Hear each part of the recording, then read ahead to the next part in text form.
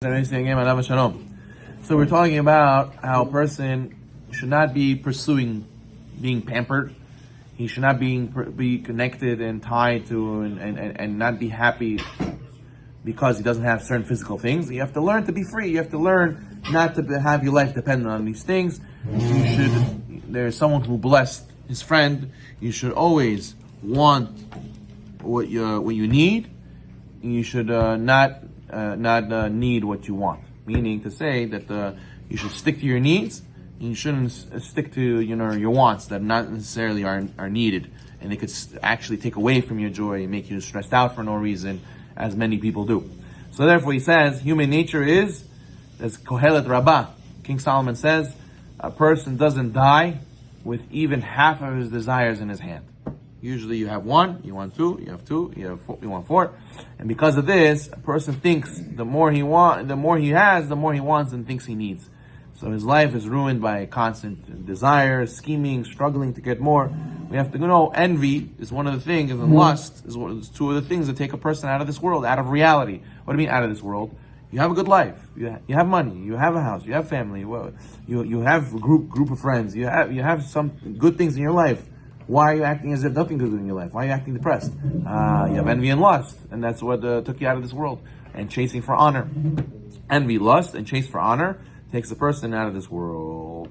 You're like the Jewish people. The Jewish people had the man. Every year we read the parasha. They had the man. They're complaining about meat, onions, and melons. How can you complain? You have the man. This is the best. We're all in that stage also. They look at us in the future and they say, you have all these things. We have nothing. And you're complaining. So we have to realize that this is human nature. You want more, and we develop this need for comforts, and we get used to it, and Chas v'Shalom, it leads to being nibla gadarne. It leads to being ungrateful for what we have. So there's a story he says about Michael who left the office, and he's driving to the airport. He goes on a jumbo jet for a 10-hour transcontinental flight. The stewardess shows him his personal space, small one chair. He says, where's the dining room? He says, dining room, my friend. This is a flight. There's no dining room. He says, are you serious? So where's my computer? Where's my bedroom? You have one chair. That's what you paid for. You get one chair. This is totally unacceptable. So they go and they bring the head stewardess, and she says, listen, when you get to your destination, you check into the 5-star hotel. Over here, it's temporary. We're here for a 10-hour flight. So that's how a person has to remind himself. Olam hazeh. It's a 10-hour flight. Whatever it may be, however you're 120 years here, it's temporary. We're going to leave here soon. As the Chafetz Chaim, they asked him, the one who was traveling, they saw he used to not have chairs. He used to sit on crates and study his books. He said, Rabbi, where's your furniture? Well, your Gedol Ador, this is how you live?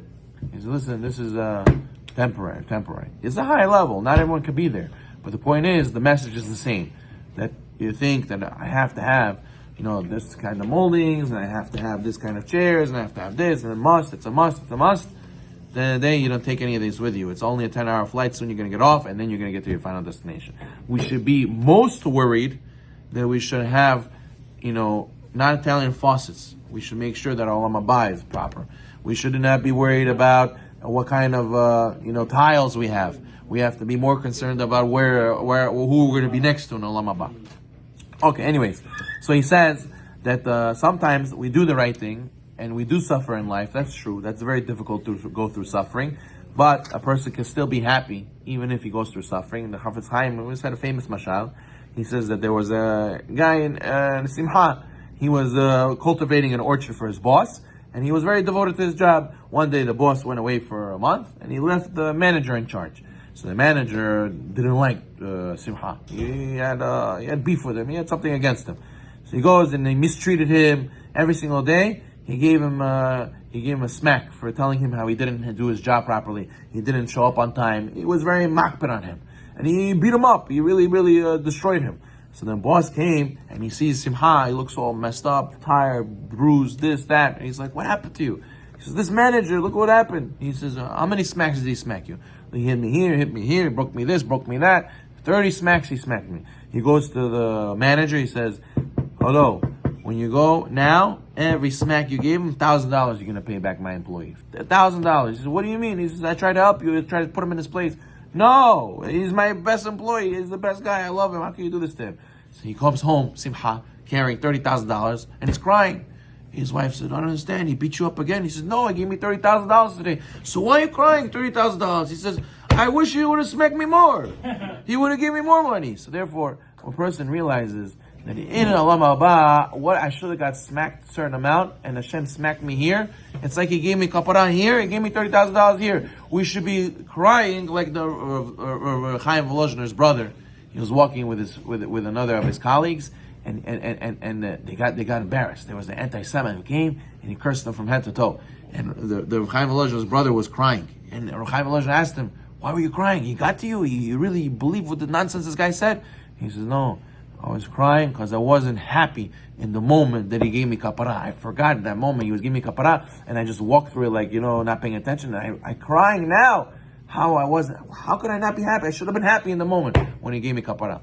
So whenever you get more and more connected to Olam Haba, you realize the suffering here is cleansing you. It's like getting money and you're going to wish that you got smacked more here than to get over there. That's why the Arizal says it's called Olam Haba. Olam Haba means the world, not that to come, the world that is coming. Haba, it is coming. Every day, you're getting closer and closer to that perfected state of where you're supposed to be. When you reach Olam Haba, every day you're understanding more and more. Every day it's coming closer to you. So, B'ezrat Hashem, we should be very close, worried about Olam Haba, not so worried about what happens to us in Olam Hazeh. Baruch Adonai.